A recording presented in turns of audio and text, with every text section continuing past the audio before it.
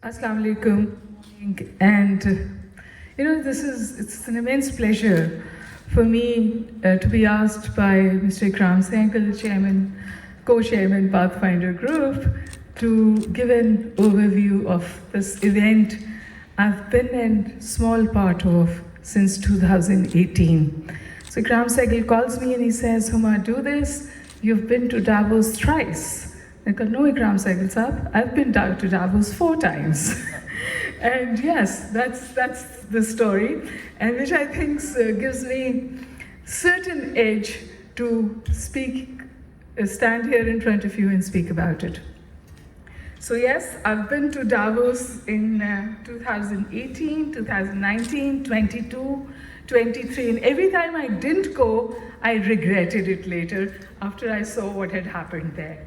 So just to give you a small understanding of what Davos is and how Ikram Sehgal Saab has been a lone fighter. He's carried this flag really high in Davos as a private initiative through his own efforts and commitment and love for this country. So I'm going to quote what he said when this was launched. He said, Pakistan should be projected somehow, and Pavilion is an experiment in that direction. Nationals from various countries and heads of sub-companies are coming to see what Pakistan offers to the world. These are his words, gentlemen, and he's carried it, he's carried this torch so far, and we hope and pray that this continues. The debut for Pakistan Pavilion happened in January 2018 and is set up with the financial assistance of Pakistan Pathfinder Group and Martin Dow Group in association with the Swiss Asian Chamber of Commerce. Roping in Swiss Asian Chamber of Commerce, for those of you who understand the dynamics, is not an easy task. But there's something else that I want to talk to you here. And maybe Ikram Sehgal Saab will not be happy about it, but I'll take the liberty of my association with him to go ahead and say a few things. He would not talk to at least a lot of people in public. Martin Dow supported this initiative, and I was also in one of the events when Martin Dow supported it. It went on beautifully, but when the leadership passed on to the next generation, when suddenly Javed Akai Saab passed away, the support was withdrawn. And most people thought that this will collapse. And it was actually Mr. Ikram Sehgal digging deep into his personal pockets to take it forward, because it is not easy. So those of you who've been there and those of you who will choose to be with us in our next journey to Davos will realize that it's not easy to pull an event there. Be it security, be it the financial impact of it, be it also herding these so many people together and bringing them to one point. So whether it is the breakfast or the pavilion, it is one Herculean effort to get it done. And he's been doing it year after year after year, not for any personal gain whatsoever. He's doing quite well actually here. He's a man who employs 15,000 people across this country. This is not something he has to do, something he does for Pakistan. And then, of course, because it is such a huge enterprise to carry forward, we, amongst others, with the Ikram Sehgal Saab, tried to engage somebody else to become a part of this. And I know at least of one entity, I'm not going to take the name, who came, committed, said yes, everything, and then backed out. And again, Ikram Sehgal Saab carried on with this alone, on his own, for Pakistan. I think the man needs a hand here. Thank you. Thank you so much. So over these years, notable figures have graced the Pakistan breakfast, and it's a houseful. The Pakistan breakfast, because I've been a part of it 4 times, it's an absolute houseful. And it happens at 7:30 in the morning. And I for one commute for 1.5 hours to get there. So I leave my hotel for something like 5 in the morning to be there at 7:30. And many other people do it. And they do it with pleasure, because it's such an honor to be a part of that Pakistan breakfast. And if I take out list out the names, it's going to take me the entire morning. But I tell you, I think every single prime minister has been there. Bilawal Bhutto has been there. Sherry Rahman has been there. Sania Nishtar, Dr. Ishrat Iqbal, Huma Bakai, I'd like to say that too. You name it. Our caretaker Prime Minister Kakar Saab, the Minister of Chief Minister of Balochistan. I have a whole list of people who've graced the pavilion, talked about issues, and have got huge traction. The press conference that Bilawal Bhutto made at a very critical time at Davos was seen as a relaunch of Mr. Bilawal Bhutto. Of course, he spoke really well, but Pakistan Pavilion provided him the forum to do that. And then, of course, I've also seen Ikram Sehgal Saab and his team struggling with the government of Pakistan being both arrogant, unresponsive, and non-cooperative. Because by even just coming to the event, it's like they're doing us a favor. And then they want the prize seats, prize locations, and everything, all the works. But more importantly, the pity is that I'm going to quote a former Prime Minister, Mr. Shahid Khaqan Abbasi, who was at the event, was asked a very simple question. Mr. Shahid Khaqan Abbasi was asked as to why doesn't the government do something? It's such a huge initiative. These are people sitting there. And you can't imagine the kind of foreign media that is attracted to the breakfast. And you know what Shahid Khaqan Abbasi says? And I've become fond of the man since he's left PMLN because he's talking so much more sense. But he used to talk sense back then also. He said, aren't you glad government hasn't taken it up?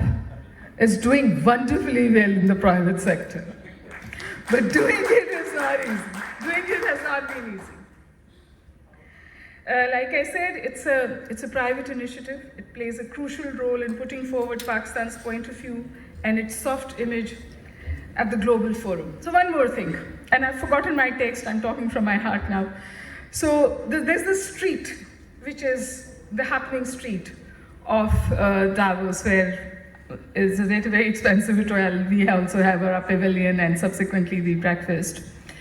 The entire street, at least 40% of it is under India. India represents it, India controls it, India serves us starter tea. In that, I'm going to be very India-centric in so many things, but this is where we need to be India-centric. And Indian private sector is supported. I've been to their lounges and I've spoken to people. They are tooth and nail supported by the Indian government to project India. So you see their textile, you see their spices, you see their computer outputs, you name it. And we have one pavilion, they at least have 15, 20. And the most high-profile businessmen are there. Don't you think it's time Pakistan should actually realize what are the new fronts where we need to be? We have left these posts unmanned.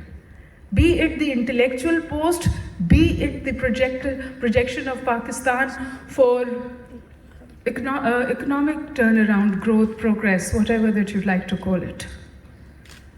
And these are the new fronts where wars are being fought. And with it, of course, comes the whole construct of image building. If there is one exercise which is done every year for Pakistan at Davos, where the decision makers and the movers of the shakers of the world descend, and for 4 days they decide what is going to be the agenda of the world for the next year. They're also lovingly or not so lovingly called the fat cats of the world. But they sit there and decide.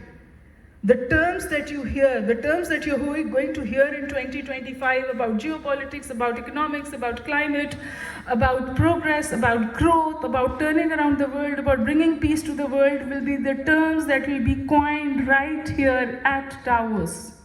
So the term we constantly heard about, I constantly used that term in my conversations, was the term polycrisis. This is a term that came into existence 2 years ago. It is rooted in World Economic Forum. And there are various other such terms. And then you come face to face with people you've only met on the net or heard to on the net. They carry out events, they carry out talks, and you're free to go to them. So I always thought I could do so much more, and I can't. And then even in the Pakistan Pavilion itself, there are discussions, there are talks, and there are conversations which put forward the image of Pakistan. I have come across people and they say, "You are from Pakistan?" And I said, "Yes, I'm very much from Pakistan."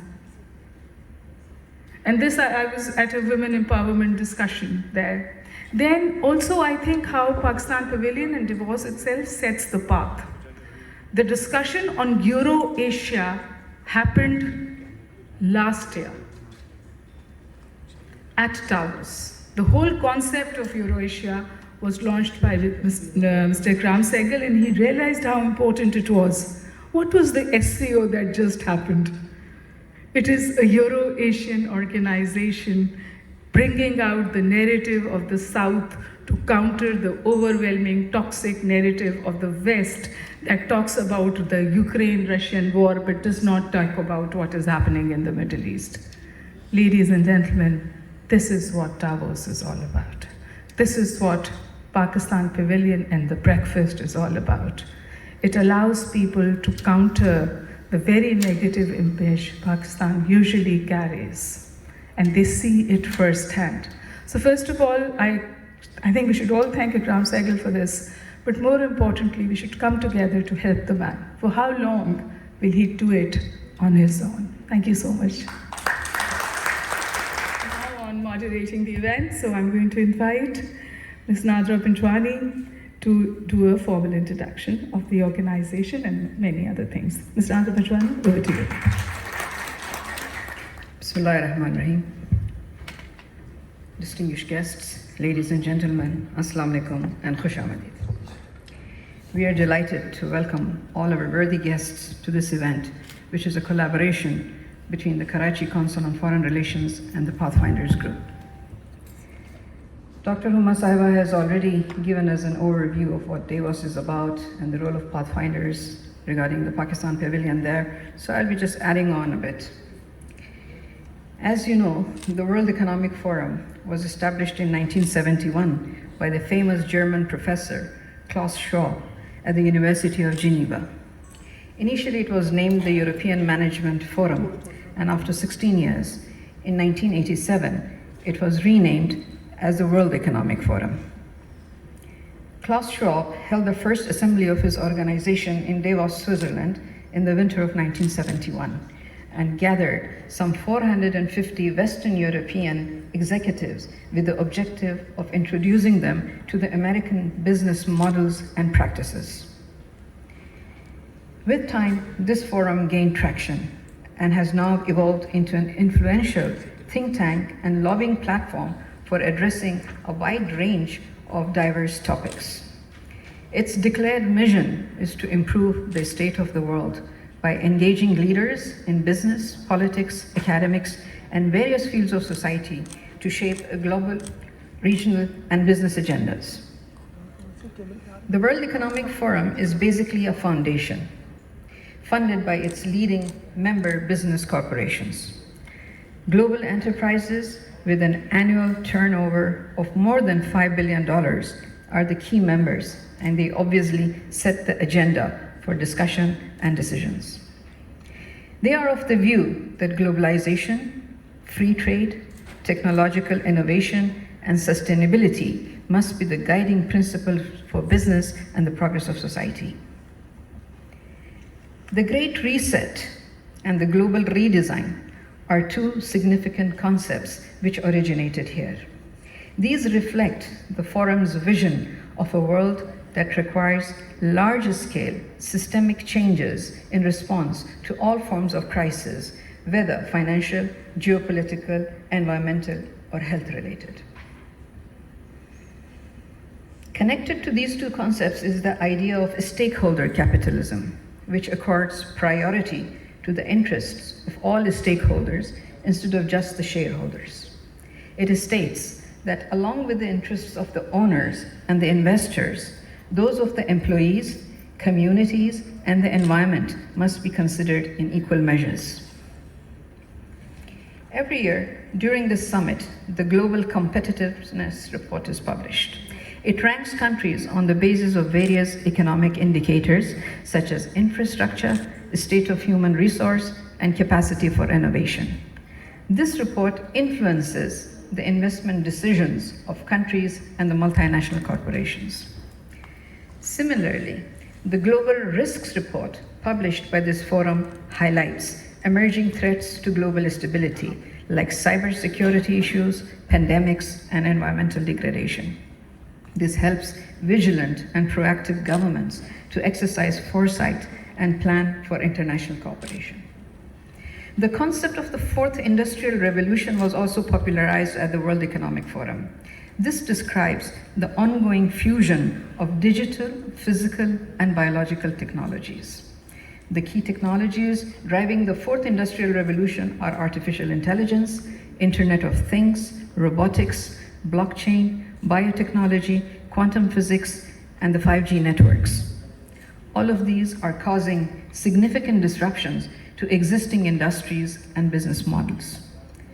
The speed and the scale of change coming our way needs global collaboration and equitable distribution. Despite its significant international influence, the World Economic Forum is not without its detractors and critics. They find the elitist and exclusive nature of this show a sharp contrast from the realities of the global population. The forum has been accused of promoting the interests of the global elite rather than addressing the needs of the marginalized communities. Here, participants discuss problems like inequality, poverty, and climate change in the luxurious and expensive location of the alpine town of Davos, which is generally inaccessible to those who are most affected by these issues. The limited and rather selective impact of the deliberations and recommendations of this forum on governments and corporations is another valid criticism. For example, in recent years, participants have been talking endlessly about climate change and its devastating impact on our planet. Yet, the same corporations continue with operations which cause huge environmental degradation. Still, with all its flaws, the World Economic Forum continues to be an important and influential networking platform. Heads of states, CEOs of multinationals, thought leaders, and activists all converge upon Davos annually to discuss pressing global challenges. Almost all countries from all continents attend this summit. The reasons are promoting investment, shaping global economic policy, engaging in diplomacy, and fostering public-private partnerships. It is true that the leading economies of the world dominate the show at Davos, but the developing countries also make a lot of effort for visibility at this platform. As just mentioned, our neighbor India sends high-level delegations to Davos, led by its prime ministers and corporate leaders. They spend millions of dollars every year on putting together an elaborate marketing and PR campaign, and this foresight has helped them to pitch India as a hub for technology, manufacturing, and innovation. Pakistani heads of state and leaders have been attending the Davos summit, but unfortunately, Pakistani private sector's presence at the summit has remained dismal. Karachi Council on Foreign Relations takes great pride in the fact that its patron-in-chief and former chairman, Mr. Ikram Saigal, initiated the concept of a Pakistan Pavilion at Davos more than 20 years ago. He has been keeping the Pakistani flag flying high there. And to my mind, this is visionary and strategic philanthropy, which in the long run can be so much more empowering and effective than giving out free meals and handouts. It can showcase Pakistan and her many potentials to the world. It can neutralize all the negativity that is regularly propagated about us, and it can build our soft image. Saigal Saab, KCFR pays tribute to your patriotism and to your strategic foresight for understanding this need.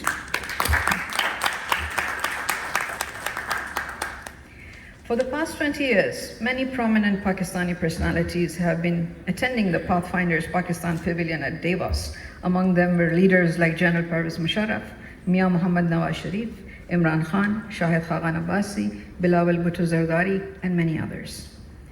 This Pakistani space at Davos has presented the best of Pakistan to this international assembly and has been a catalyst for fostering business linkages, dialogue, and collaboration on key economic, social, and geopolitical issues facing our region.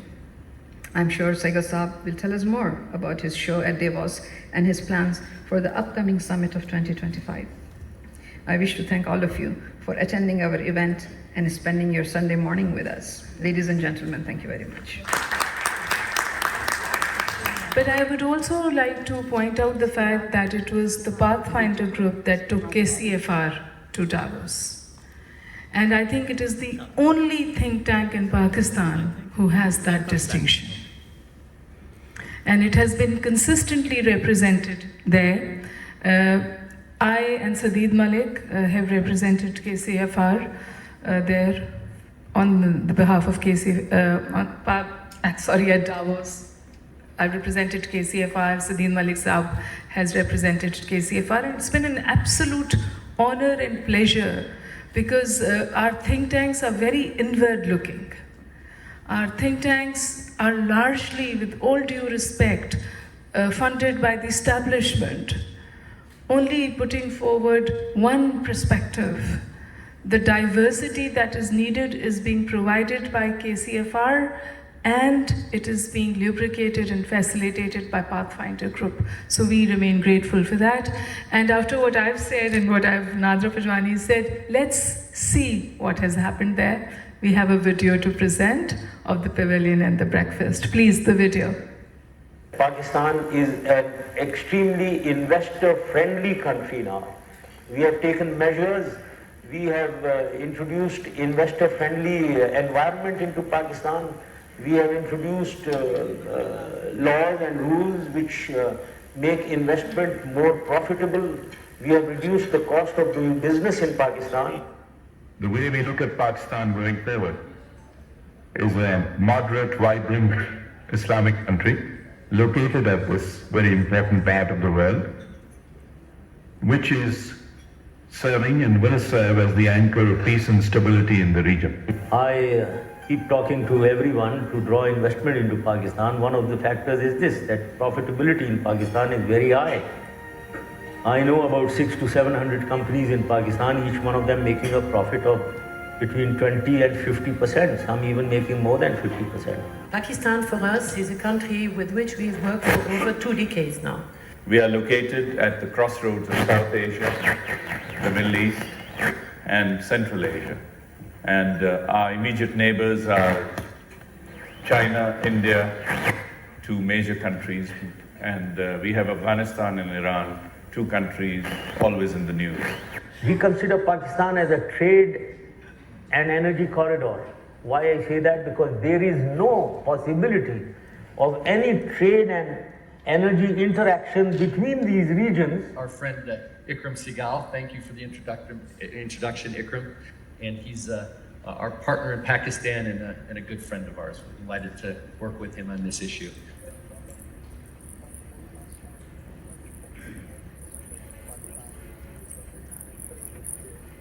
You lost the voice. I'd like to give that over to you, Imran, for you to start. I don't think I have much to add to what Sushant said other than to say my childhood hero is here, and it's an honor for me to share the stage with you, Imran. Pakistan is also located next to India, one of the biggest emerging markets, biggest markets in the world, and China. So it is ideally located from that point of view. We have the most popular programs are the prime time current affair programs. So for the English sitting here, if you can imagine 8 Paxman programs going on at 8 p.m. the prime time. So imagine this has been now going on for 5-6 years. So the level of political awareness in Pakistan is unprecedented. 50% of the population in Pakistan is under the age of 25. So if we invest in them, this is our biggest resource. Pakistan is very strategically located. It can be a bridgehead for trade, commerce, for transportation, for energy sources, across linking South and Central Asia and the Middle East. And Ikram and I have had some very good times together. If you read his book that he'll pass out after this, you'll realize Ikram's a very good helicopter pilot. And he flew helicopters in the Army. So Ikram comes to visit, and I said, well, I'll surprise him. And so we picked him up at DFW Airport. I put him right into the helicopter in the front seat. I said, okay, good luck. And after 40 years, Ikram took off and flew very well. I was terribly impressed. He has not lost his touch at all with being a good helicopter pilot. And I think there is a tremendous opportunity over here for the government to focus on the youth in terms of further job creation, in terms of education, both primary, secondary, but then also in terms of higher education. And I think Prime Minister Nawaz Sharif's government has done a great job in sort of advancing that. Pakistan is home to the 6th largest population in the world with 180 million people. It is also the 26th largest economy by purchasing power parity, 44th largest economy by real gross domestic product, and the 10th largest country in the world. We are moving towards the goal of better recovery in the years ahead. We have, in the first 2 years, been able to achieve the first to avoid the default, which was predicted by June 2014. This is a great event for us, great event for Pakistan, and certainly, at the World Economic Forum, it's considered a marquee event because of what the General has done. Pakistan today is a safe and secure place because of this gentleman's efforts, along with the government of Pakistan and the armed forces. Pakistan is a very dynamic country. It can work under adverse conditions. It has a vibrant youth and a very capable youth, and has, I think, all what is required for progress. And I think Pakistan has done enough in this fight against terrorism. We have achieved a lot, and I think we have contributed a lot towards global peace. Prime Minister Abbasi is the true definition of a public servant for Pakistan. He has spent his entire career serving Pakistan. He is an engineer by education, but has been elected on his own merit 6 times to the National Assembly. Pakistan continues to solve its problems. The world also appreciates that it's a large country, it's a large market. It's an amazing relationship, an amazing partnership that we have. And Ikram, I think you've been driving this story for the World Economic Forum in Pakistan, I understand, over 25 years. Chief Minister Balochistan, who you'll hear from shortly. Thank you, sir, for being here as well. We welcome you. I think there is a wonderful story that is happening in the province that probably gets the least press. And I think there's a wonderful story to be told over there, not just from a historical, geographical perspective, not just CPEC, but I think there is a wonderful transformational movement going there, and the Chief Minister is very much part of it. So thank you for being here. We have to keep that smile for Pakistan, and we are quite optimistic. There's a lot of opportunity for our business communities, the people who are sitting over here. Pakistan is a great country to invest in, and I've seen people coming into hydrocarbon industry, coming into pharmaceutical companies, and coming in Pakistan. A lot of foreign companies are there. They're functioning in Pakistan for the last many years. First of all, let me thank the Prime Minister for being here for the 4th time, thrice in the opposition, and now in his own right as Prime Minister. I'd like to give special thanks to the Pathfinder Group for hosting this event for 12 years now, and more recently joined by Martin Dow. It is very helpful to be able to bring so many people and give them a much richer and better understanding of Pakistan and Pakistan's role.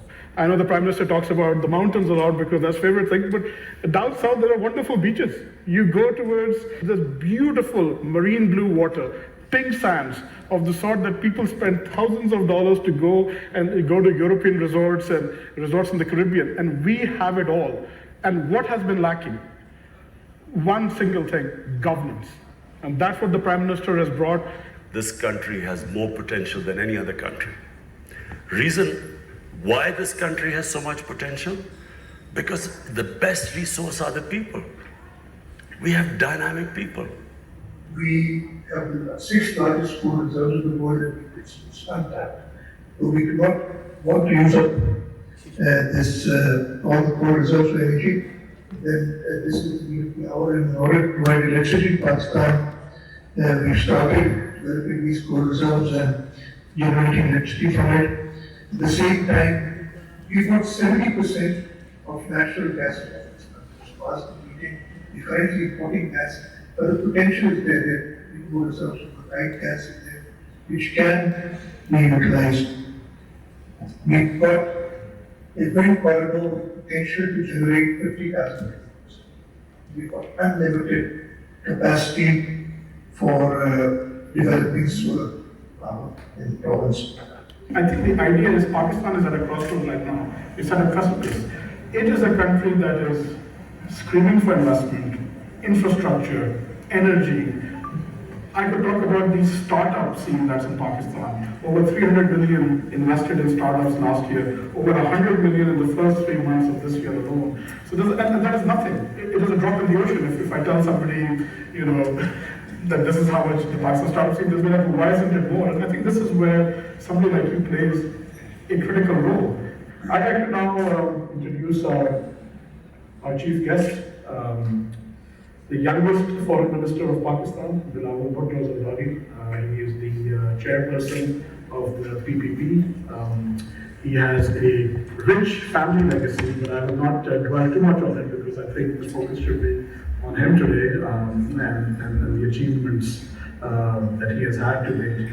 Pakistan has the potential to be a beacon of growth, not only for its own citizens, but to unlock untapped potential, economic potential in our region.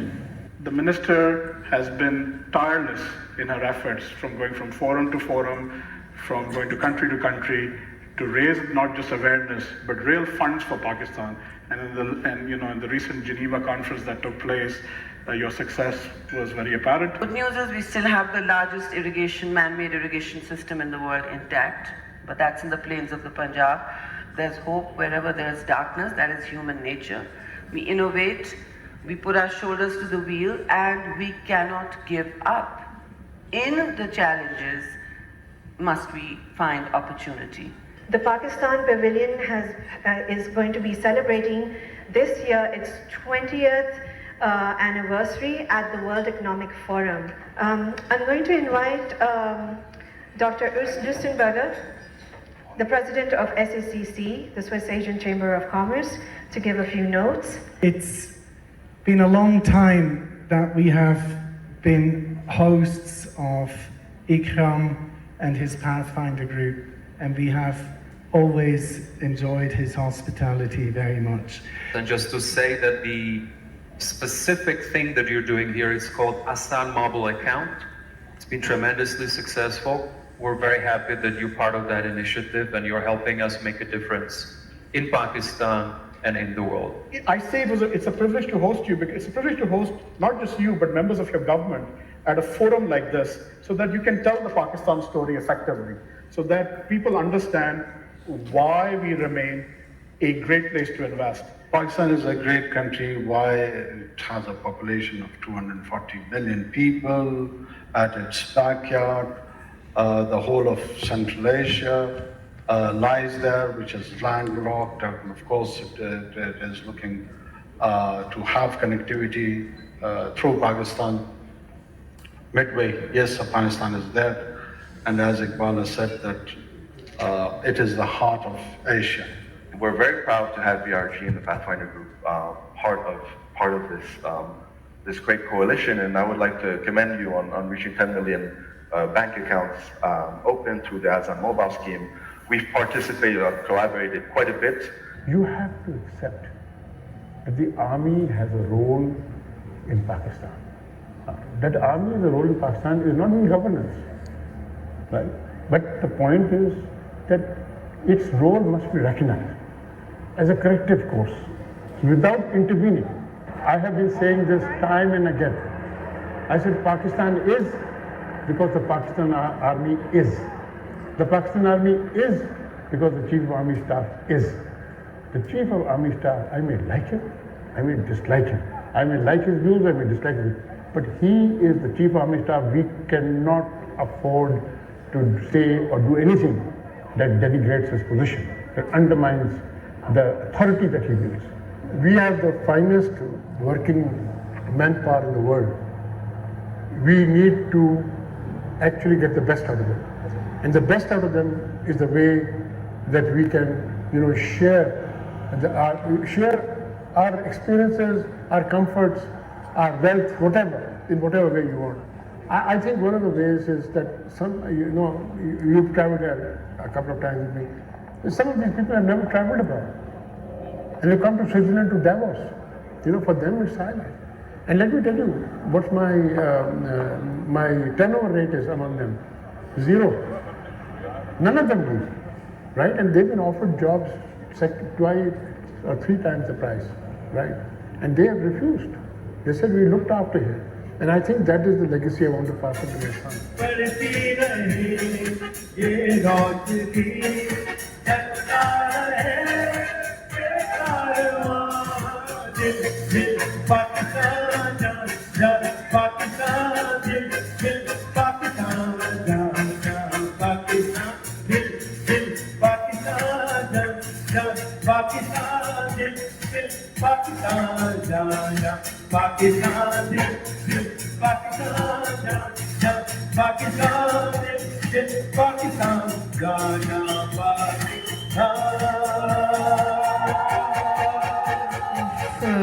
What happens at Davos, at the Pakistan breakfast and at the Pakistan Pavilion.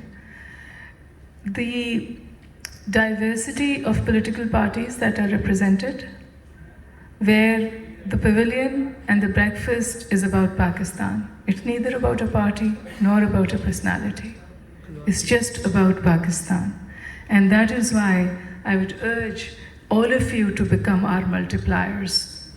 All of you to talk to people about it and tell them this is not what Davos is usually known for. This is not about the elite sitting and making decisions about the world. It is about getting our foot into that on that table, into that room, to put forward Pakistan's point of view and to sell Pakistan, to pitch Pakistan, and to bring investment to Pakistan. And when I talk about investment, I'm very happy to announce that we are now collaborating with Sindh government. The Sindh Investment Board is supporting us, and they are also represented here today at this event. And I have the proud privilege of inviting Mr. Khizr Pervez, CEO, Sindh Enterprise Development Fund, Investment Department, Government of Sindh. He's a very qualified person, which is wonderful to know. He holds an engineering degree in computer science from Canfield University, UK, and an MBA from University of Nottingham.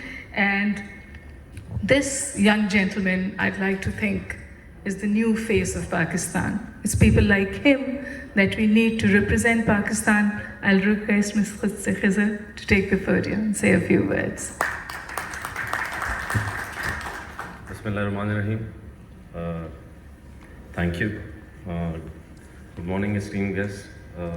Ikram Sehgal Sahab, Sandra Panjwani, Ms. Huma Bakai, Assalamu Alaikum. An excellent video, a very inspiring video, motivated me to come to Davos this year, inshallah. I've been planning for the last 2 years, lekin ab inshallah ta'ala koshish karke aaunga. Well, it's a pleasure to address you all today. We are grateful for the opportunity extended to the investment department to participate in this significant event, which allows us to express our perspectives and insights. As the primary entity representing the Sindh government in matters of investment, we are committed to fostering a conducive environment for both local and foreign investors. This event, organized by the Pathfinder Group in collaboration with KCRFR, serves as an exceptional platform for promoting investment opportunities in the Sindh region. Our partnership with KCFR has consistently highlighted and advocated for Sindh as a viable investment destination on both national and international stages. The promotional videos, which I just mentioned, presented, have inspired us and reinforced our enthusiasm to engage actively in this gathering, showcasing the potential the Sindh holds for investors. Further, it is evident that the Pathfinder Group has successfully collaborated with various international partners to elevate Pakistan's profile on a global investment landscape. This initiative not only enhances the visibility of our region, but also encourages foreign investment, which is crucial for our economic development. We look forward for contributing to the discussions and exploring new avenues for collaboration that will benefit not just Sindh, its stakeholders and Pakistan. So Sindh Investment Department has quite a few sub-departments under its umbrella. And you'll be happy to know that we support SMEs, we establish zones, we have authorities to support zones. Just like me, there are other, thank Ms. Bakai for praising us, but we have other candidates who are younger than me, which the Sindh government has inducted in the Sindh government. We have our CEO CISA, Mr. Faisal Mujib. We have other departments in Education City and Special Economic Zone Management Company. So the idea of the Sindh government is to have this younger mindset in the bureaucracy, so that we can go out and we can pitch to people and tell people how Pakistan and Sindh is an investment-friendly platform. From the videos which I just saw, everybody spoke out that we have the highly skilled workforce, we have this, we have that, but it's all about showcasing, like Ms. Bakai just mentioned. And this is, the credit goes to Mr. Ikram Sehgal, who have been doing it for the last 2011 तो मैंने देखा था जब मुशर्रफ या 2004 जब मुशर्रफ साहब से, it's a long time. So credit goes to you, sir. अल्लाह करे आप इसी तरह पाकिस्तान को हाईलाइट और शो कर सकें, not just in Davos, but all around the world. ये मेरी आपसे रिक्वेस्ट होगी कि सिर्फ Davos में नहीं, और भी बहुत सी जगह हैं. We have other platforms in Europe, in Asia. Wherever we can go, we'll follow you. Investment Department has collaborated with you, and we will be collaborating, we will be partnering with you to showcase Sindh, which will eventually result in the betterment of Pakistan. I thank you all, and I look forward to be part of Davos, inshallah, in the coming year. Thank you very much. Now I'm going to invite Mr. Farhad Ali. He's the chairman of the board and executive managing director of Polygal AG Pakistan, a fully owned subsidiary of Polygal AG Switzerland, lead columnist at Daily Business Recorder, former president Overseas Investors Chambers of Commerce and Industry, and founding president and member of the board of the Swiss Business Council of Pakistan. He's here. Thank you for the introduction. Chairperson Nadra Panchwani, ladies and gentlemen.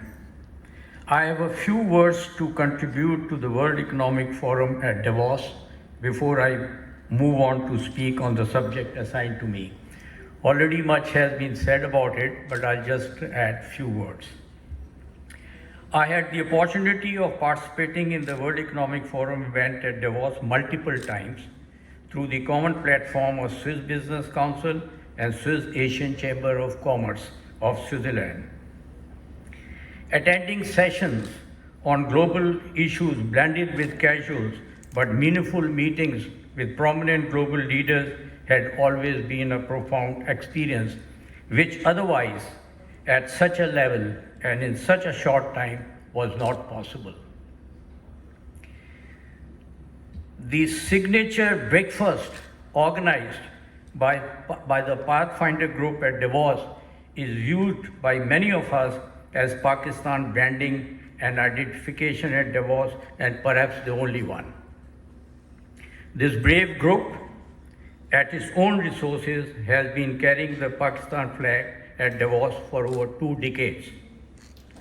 I must say with disappointment that the excellent platform provided by the Pathfinder Group at Davos for global outreach is not being fully leveraged by the government of Pakistan nor by the business groups of the country. Government can gain by improving the country's perception, and the business groups can use this platform to go global like many emerging markets like ours have accomplished through World Economic Forum at Davos. It is a forum like Davos which provides a rare opportunity to build country perception, enhance Pakistan visibility and influence in global discussion, allowing the country to showcase its economic potential and strategic importance by networking with potential investors, thought leaders, and policy makers, which can lead to beneficial collaborations. Moving on to the subject of Switzerland and Pakistan business opportunities, I would like to showcase the business model the two countries are pursuing to develop trade and investment among them. Perhaps it will be of interest to Tariq Akram, who has experience in this field. Under this business model, the entire business chain of trade and investment between the two countries is managed by the private sector, which includes the role of business development, facilitation, and implementation, overriding all bureaucratic hurdles and engagement in both countries. The process works faster and efficient with tangible results on ground in a very short period of time. This initiative is governed under an agreement between the Swiss Business Council and Swiss Global Enterprise with defined responsibility of the two partners. Swiss Global Enterprise, headquartered in Zurich, is an entity similar to our Trade Development Authority of Pakistan, with the difference that it is in the private sector, and this makes all the difference. Swiss Global Enterprise supports 5,500 businesses, mostly small and medium enterprises in Switzerland and around 130 other countries with a business development partner like Swiss Business Council of Pakistan. Under the agreement, the role of Swiss Global Enterprises to evaluate the needs of its member companies who are interested in global outreach for their businesses. It links such companies with the Swiss Business Council under well-defined mandate worked out between Swiss Business Council and Swiss Global Enterprises. Whereas the Swiss Business Council role in Pakistan is to mobilize and manage the footprint of assigned Swiss companies in Pakistan through joint venture in investment, trade, technology transfer with the partnering companies in Pakistan. Swiss Global Enterprises and Swiss Business Council has managed the footprint of multiple Swiss companies in Pakistan under the said arrangement in the last 3 years. There is a constant effort by Swiss Business Council to showcase the positivity of Pakistan in Switzerland. For the purpose, one of the series of roadshow was organized by Swiss Business Council last month at Zurich, Geneva and Bern, attended by Swiss companies keen to develop business and investment alliances in Pakistan. The engagement of the private sector in the entire business chain of trade and investment and the withdrawal of the Swiss government from anything to do with the business came around on account of paradigm shift in the countries of the West when they came to the conclusion that the government has no business to be in business in any form whatsoever.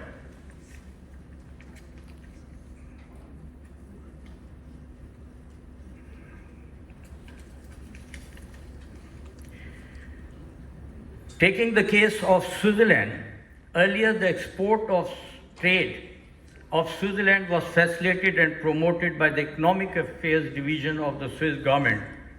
It was subsequently found that the fast-changing business dynamics, the government would not be able to keep pace with it.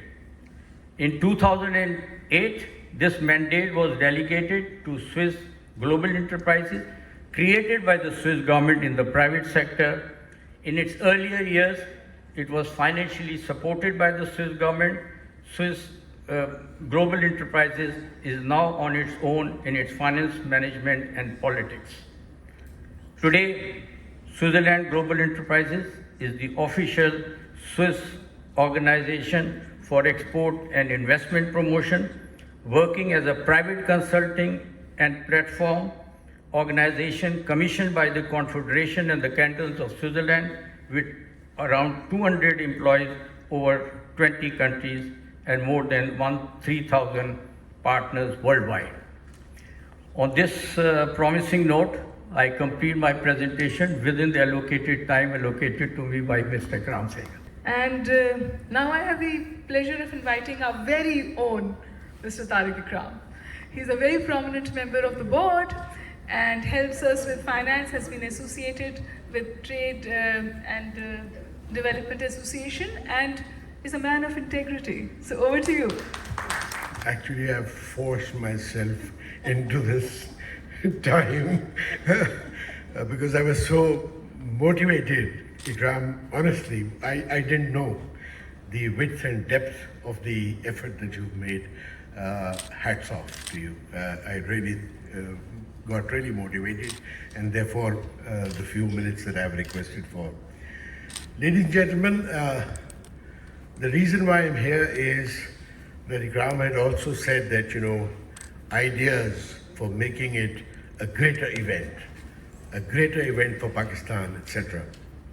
And it just thought to me कि अगर आपने इस चीज़ को और भी ज़्यादा strengthen करना है तो align it more strongly with the national needs today and for medium term. And what is our national need? 80% of our money goes into debt servicing. We all know that. So what could be a greater need than to make sure that we are debt, if not free, minimized? In that context, I firmly feel that the IMF second review, which I've read word by word, unfortunately, whilst it gives excellent remedies for what we need to do to be able to develop socio-economically, it itself is forecasting our debt in current year of 122 billion to 157 billion. It is forecasting in the schedule, you read it yourself, that our debt will continue to increase. We as a nation may have to suffer that for one reason or the other, but the export figure that they have used to calculate our debt at 147 has only 38 billion. Whereas with the little bit of knowledge that I have, I had the fortune of being in Pakistan, heading the export drive for 8 years. So trust me, I know what I'm saying. Our export potential is 80 to 100 billion dollars. 80 to 100 billion dollars. We are today at about 25, 29, 30 billion. So here we have the opportunity, and therefore at this event, if we were able to showcase exactly tangibly how and in what sectors the investment can come in to be able to boost our exports, that would be extremely helpful. Investment is something that is really important and essential. However, will we bring in 5 billion, 7 billion, 10 billion per annum? Our debt is 122 billion. So our focus on investment without export is not going to solve our problem. In the short to medium term. Long term, yes, but short to medium term. So therefore, we have to bring that in. And I quote Atif Mia, one of the lead economists in the world, that the money that we are spending in Pakistan, if it is not getting into areas where we can generate dollars to pay for the import that is imperative because of our growth pattern, then it's not going to be good enough. So therefore, investment in the export development areas is, Khizar Bhai, this is especially, and I hope that we will be coming with a proposal to you. And ladies and gentlemen, what does Pakistan not offer you? Kabhi sochein. 1200 kilometers of coastline, the best jhinga in the world, the greatest yellowfin tuna fish, 4 seasons, fertile land. You said still the largest man-made irrigation system, young population, minerals, oil, gas, copper, gold, tourism through 5,000 years of history, Indus civilization, Sindh. शर्म नहीं आती हमको, माजरत के साथ मैं कह रहा हूँ, शर्म नहीं आती कि हम कहाँ हैं? इन रिसोर्सेज को हम प्रोजेक्ट करें इस स्ट्रेंथ के साथ. Sir, nobody is to be blamed. No, I think everybody is to be blamed. Well, maybe. But the point that I make is... Potential. Yeah. They never seem to do anything about it. Please discourage a cross dialogue. Thank you so much. Discussion वो नहीं कर सकते. और थोड़ा सा मैं आपको बता दूं, सन 2000 में हमारी एक्सपोर्ट कितनी थी? 7.8 बिलियन. सन 2008 में कितनी थी? 147% increase to 19.5 billion. किसने किया? हमारे लोगों ने किया, हमारी प्राइवेट सेक्टर ने किया, हमारी गवर्नमेंट ने किया. So it's possible. So my only suggestion, इकराम भाई, is कि हमारे जो potential है उसकी realistic, tangible ways of being able to generate foreign exchange is what we would like. And thank you for allowing me to intrude. I apologize for having taken away the time which you saved by sticking to time. Thank you very much. क्योंकि Davos की बात हो रही है, क्योंकि इस initiative की बात हो रही है, और जो बात अभी इकराम सहगल साहब ने भी तो अभी करेंगे, तारिक सहगल साहब ने बात की. हम पाकिस्तान पवेलियन में तो जाते हैं, पाकिस्तान ब्रेकफास्ट के लिए जाते हैं, but it allows us to get an interface of what other countries are doing. तो अगर आप इंडोनेशियन इवनिंग्स में जाएं और दूसरी, the kind of money they spend to project their countries there is unbelievable.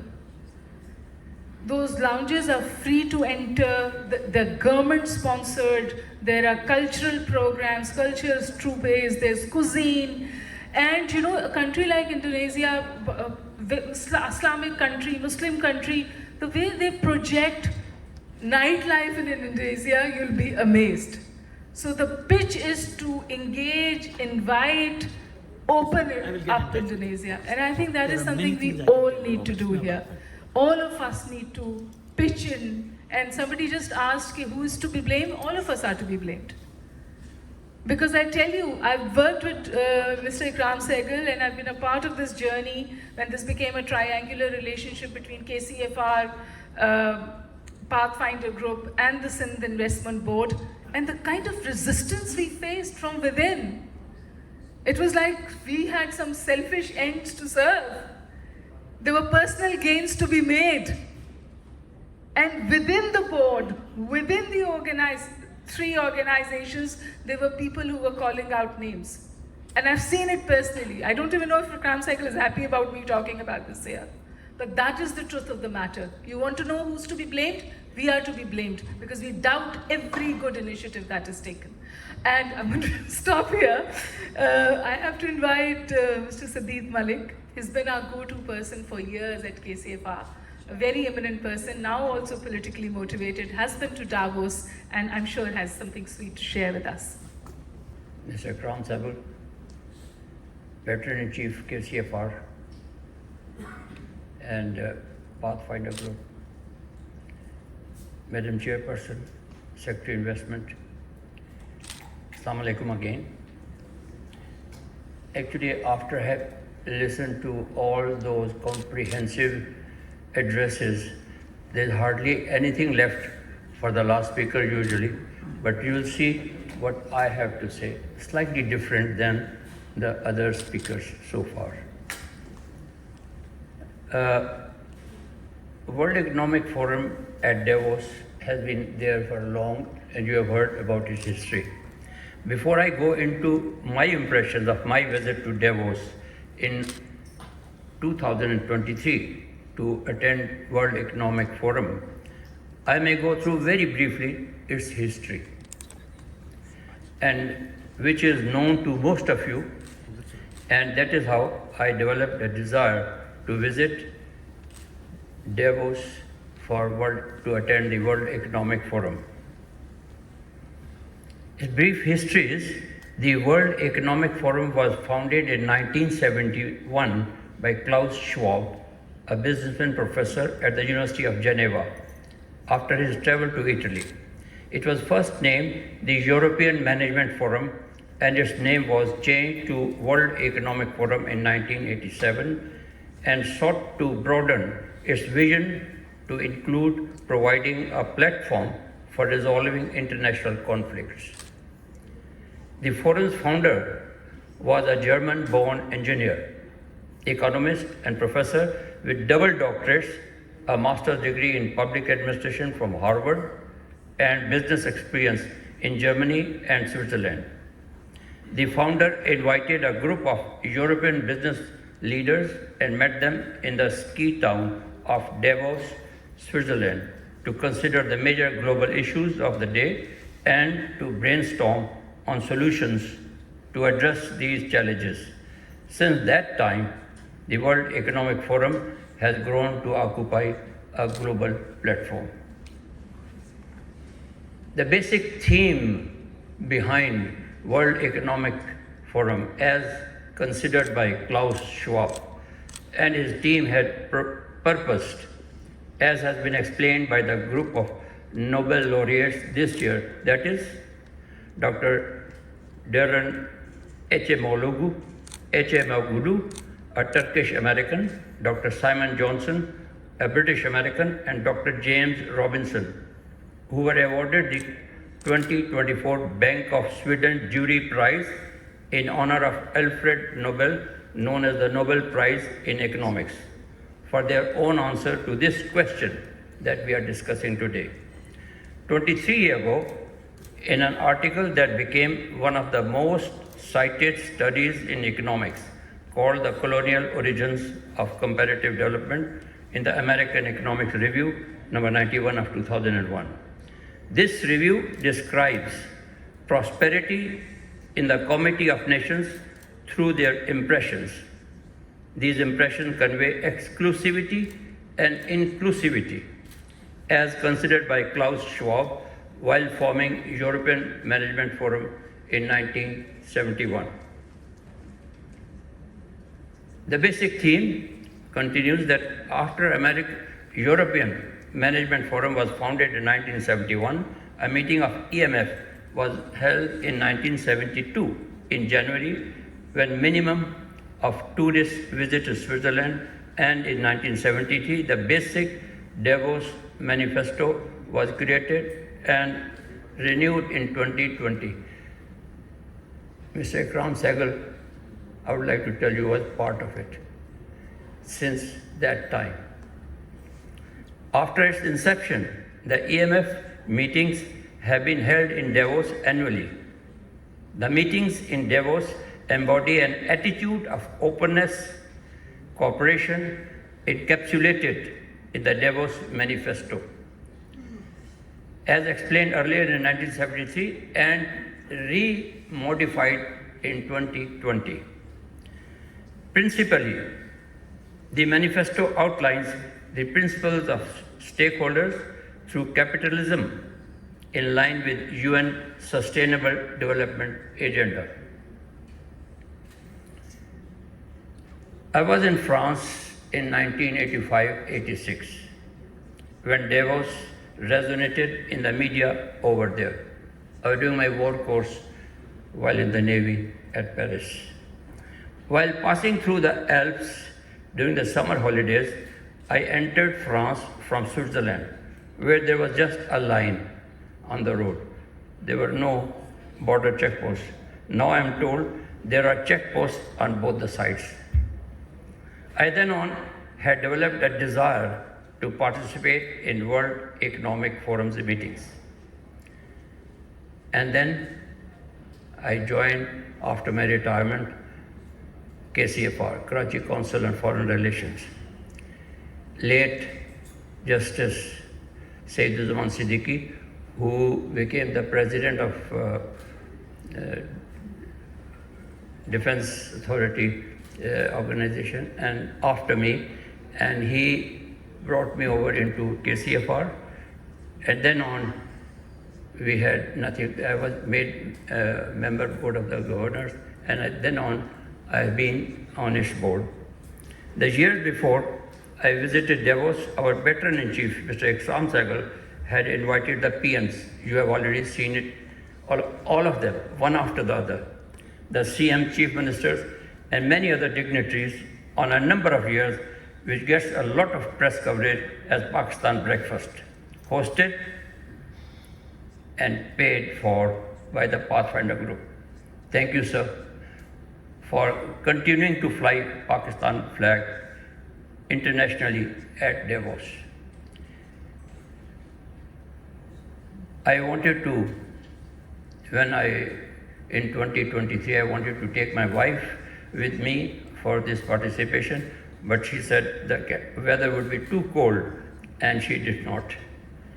As I landed in Zurich, I bought my railway ticket for 2 weeks in first class because that was the only comfortable way, which was very comfortable indeed, and went straight to Hamburg in Germany for a few days in a train, the Grande Vitesse, that's the high-speed train, and it moved at 280 kilometers. On my return after 3 days, I reached the airport where the then chairman and now patron-in-chief, my senior at PMA for about 57 years ago, was there to receive his family. His family went into 2 other SUVs, while on the third SUV, a driver, a Turkish person, drove me with the patron-in-chief to Davos. You would recall, sir. The road to Davos is, as in Switzerland, a beautiful road, and we passed by a lake which is smaller in size than the Lake Geneva, but beautiful with hills on its sides. We landed in a village near Davos, and I was lodged in a hotel. We were picked up by luxury coach paid for by our patron-in-chief all 4 days in the morning, and returned on the same bus on all days. You would recall Mrs. Dr. Huma Fakai. We were together in that. On the first day, on arrival in Davos, we were taken for registration and ID cards which were issued to us. Then comes to National Pavilion, which has been talked a lot. I participated in Pakistan, had no official pavilion, only representation was through our patron-in-chief's representation in a hotel, a room where our patron-in-chief and his family were lodged, staying in Davos, and that was marked as Pakistan Pavilion. Participation in other countries in Davos. During my visit, I noticed that the largest pavilion was from India. This has just been mentioned by a speaker before me. And then a few Indian states, like Maharashtra and a few other states, provinces from India also had their pavilions. I had thought at that time that we should have a pavilion of Sindh in Davos in the years to come, and hopefully we'll have it this time. Some prime ministers, head of the governments, and some head of the states were present there to participate. In 2023, Bilawal and Mrs. Sherry Rahman participated from Pakistan. At Pakistan breakfast, the hotel was packed where Pakistan breakfast was served, totally paid for by Mr. Ikram Sehgal, and KCFR name was printed at no cost. But it was not only at the breakfast. Then we went, and another lunch was served in a hotel at a mountain top, to where a train had taken us atop the area around the hall where a high-class lunch was served, hosted by, again, Mr. Ikram Sehgal. Finally, yet another lunch in the name of KCFR. KCFR was written behind us on the wardrobe at no cost. Just because we had our then chairman and now veteran-in-chief representing us over there. On these occasions, I, as Secretary General KCFR, had welcomed the guests on behalf of KCFR.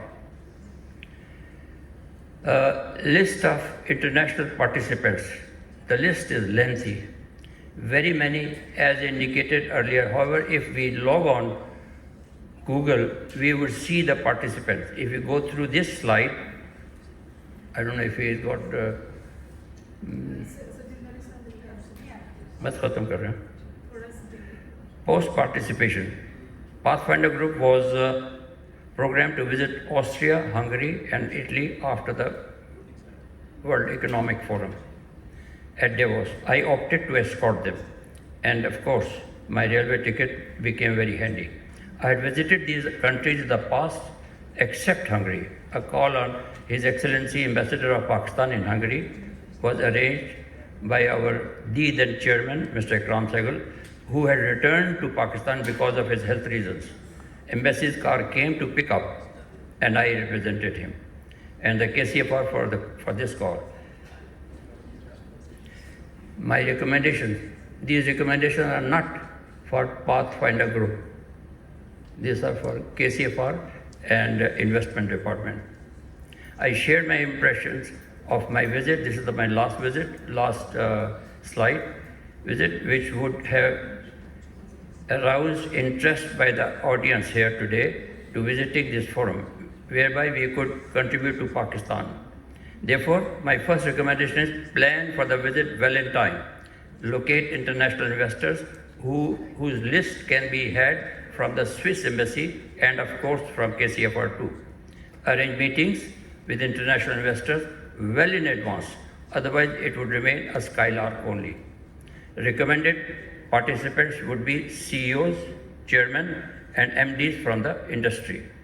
As far investment department is concerned, they may liaise as in the agreement with the Pathfinder Group and KCFR. But first, work on locating and liaising with the important investors from the world over.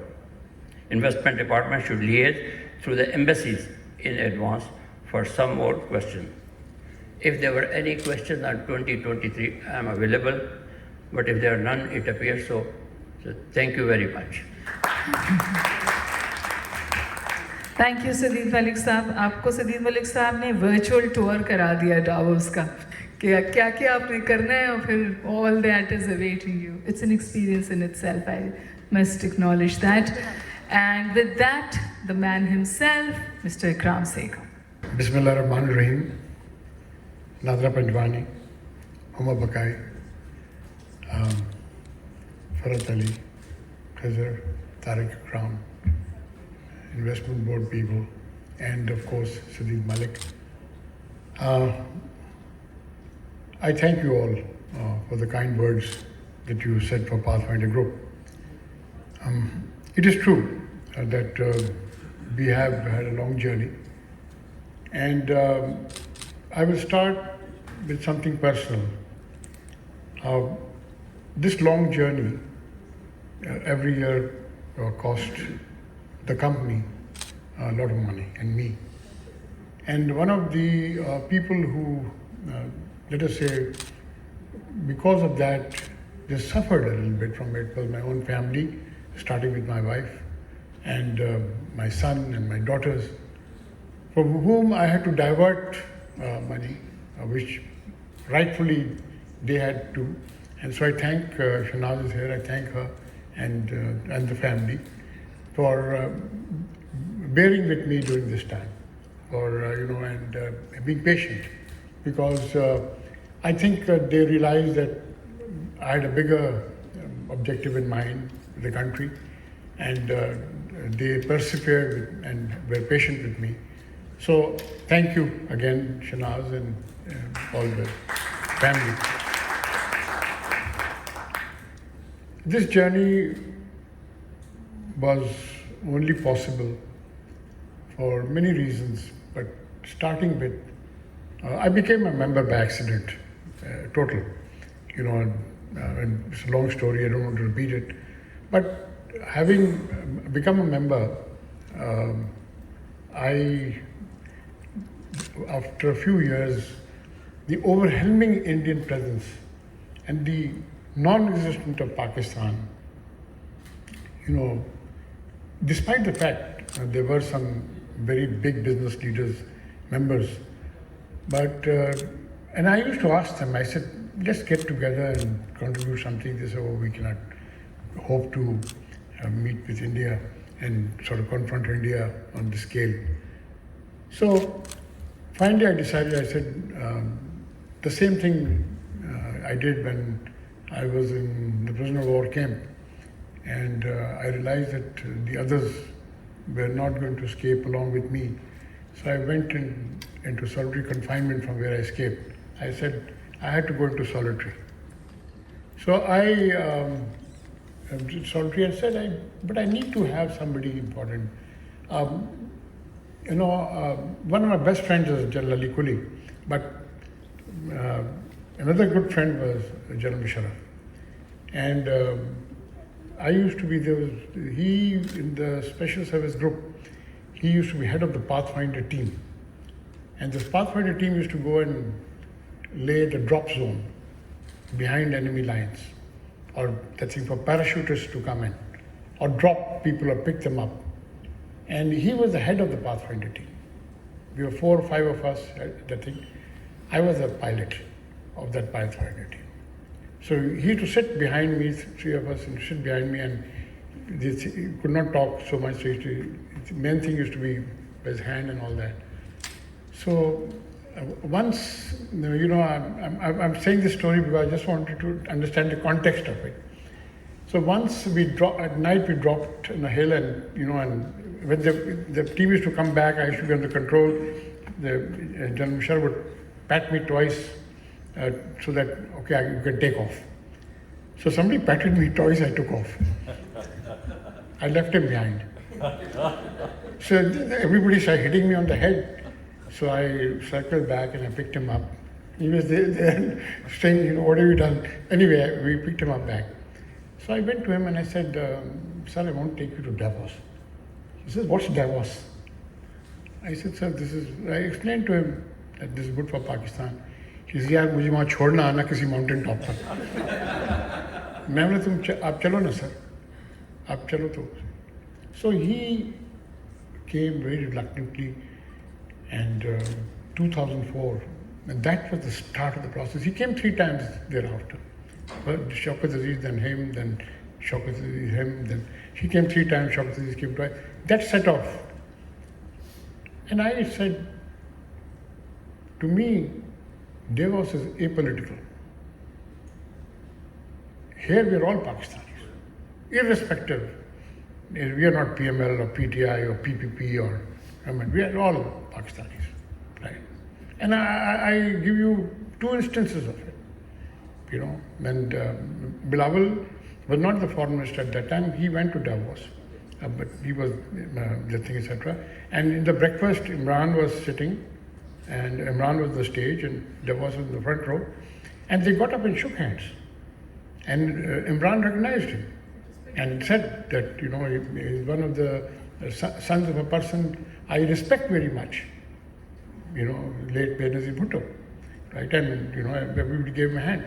The same thing Hakan Abbasi had also done earlier, and the thing. So there, and I jump ahead to when there was a lot of disturbance. Imran had been removed and from Prime Minister, and Bilawal, now the Foreign Minister, is sitting on stage.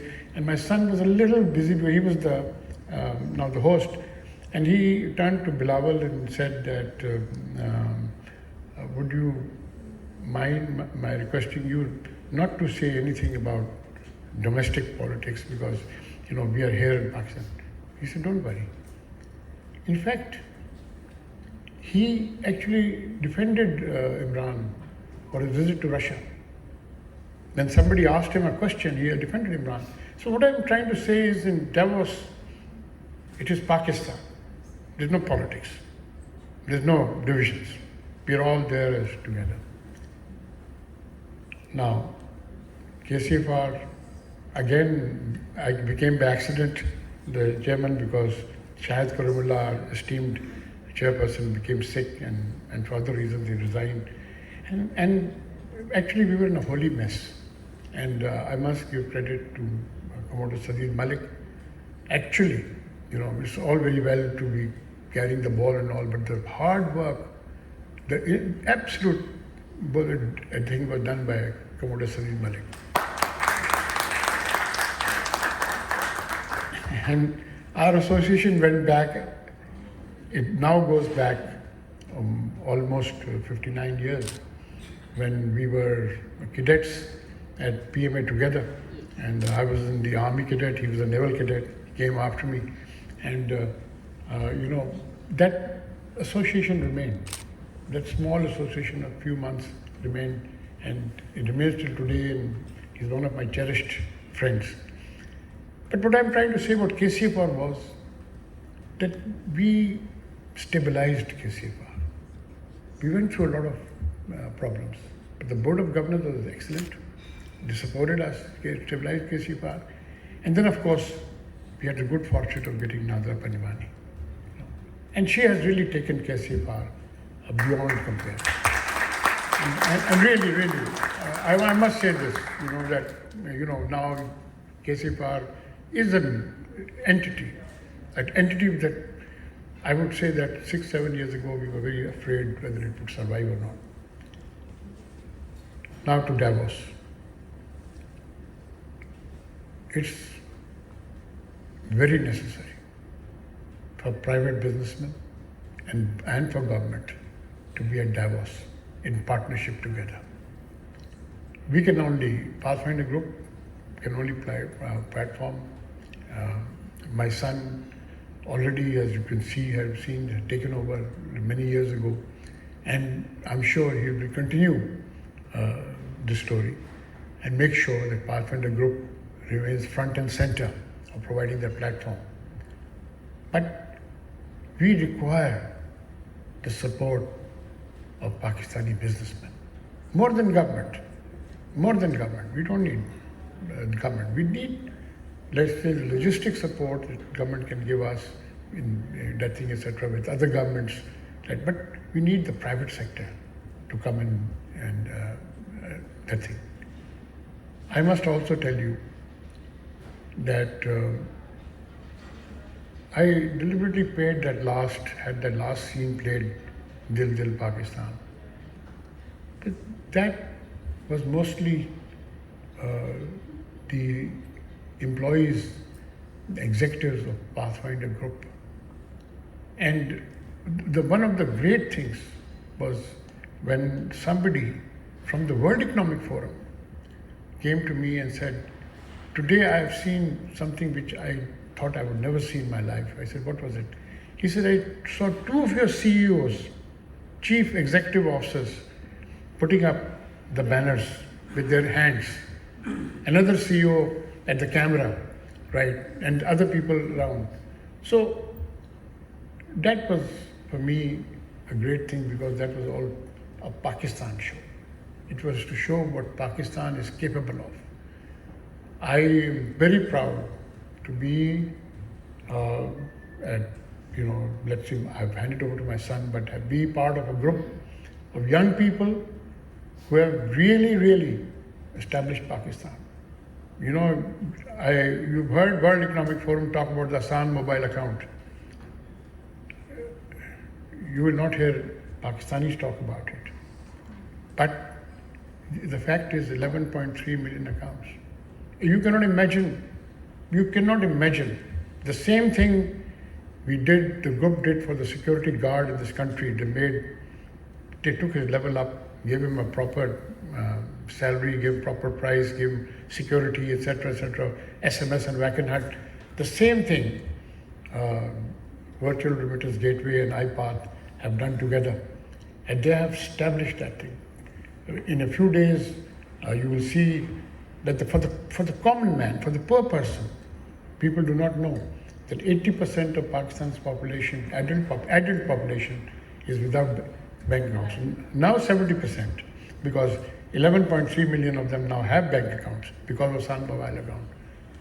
So the San Mobile account allows a person that we are working with the State Bank, inshallah, will next at least 3 weeks or a month or so, we will have that a person who is even without a feature phone on USSD, without a smart telephone, he'll be able, he's already getting transactions. We can get in money from Habib Bank and he can go and cash it at any kiosk of Jazz, Telenor, UBL, any bank, any branch.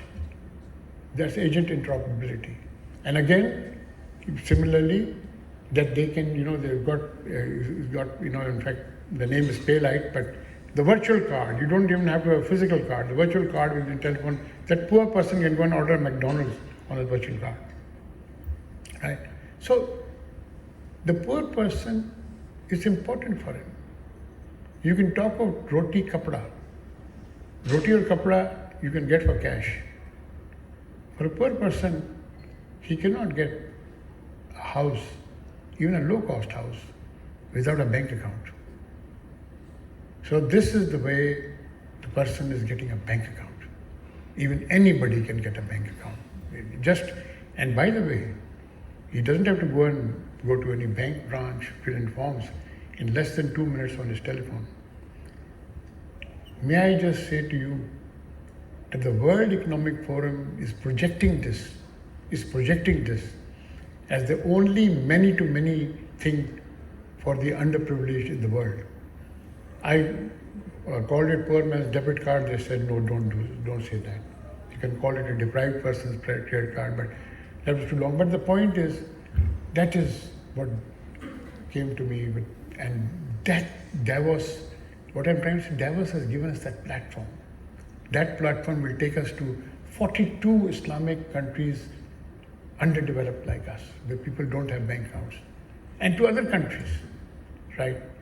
Now Visa is clamoring with us to engage with us, etc. But it happened because we took the first step to Davos. And it can happen to a lot of investors here in your own field, whether it's textiles, whether it's services, whether it's IT, whether it's anything, the world opportunity. I saw India growing like this because of Davos. In the end, I just want to thank KCFR again and the Sindh Investment Department for being allied with us. And to say that everybody here, Pakistani, as a Pakistani, not as a member of any political party or bureaucracy or army or whatever, you have to pull for Pakistan.